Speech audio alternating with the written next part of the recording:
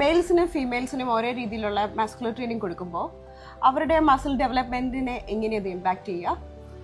മസിൽസിൻ്റെ കാര്യത്തിൽ male and female differ ചെയ്യുന്നത് ക്വാണ്ടിറ്റിയിലാണ്, ക്വാളിറ്റിയിലല്ല.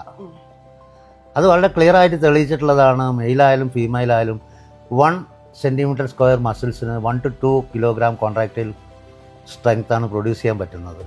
അവരൊരു 900 മെയിൽ ആൻഡ് ഫീമെയിലിനെ വെച്ചിട്ട് റിസർച്ച് നടത്തിയിരുന്നു.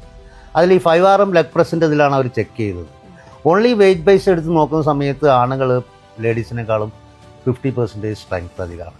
കാരണം അവർക്ക് മസ്കുലർ സൈസ് അധികമാണ്, മസിൽ മാസ് അധികമാണ്, ഒപ്പം തന്നെ ടെസ്റ്റോസ്റ്ററോണും അധികമാണ്. പക്ഷേ pound to pound basis lean mass, muscle മാസിൻ്റെ കേസ് എടുത്ത് നോക്കുന്ന സമയത്ത് ആണുങ്ങൾക്കും പെണ്ണുങ്ങൾക്കും സെയിം വെയിറ്റാണ് പൊന്തിക്കാൻ പറ്റുന്നത് കണ്ടിട്ടുണ്ട്. അതുകൊണ്ട് തന്നെ മസിൽ ക്വാളിറ്റി സെയിമാണ്. അപ്പം ഒരേ മസിൽ മാസ് ഉള്ള ഒരു ഫീമെയിലിനും മെയിലിനും നിങ്ങൾ വർക്കൗട്ട് കൊടുക്കുകയാണെങ്കിൽ അത് അവരെ എഫക്റ്റ് ചെയ്യുന്നത് ഒരേപോലെ തന്നെയാണ്. For science-based contents, please follow us.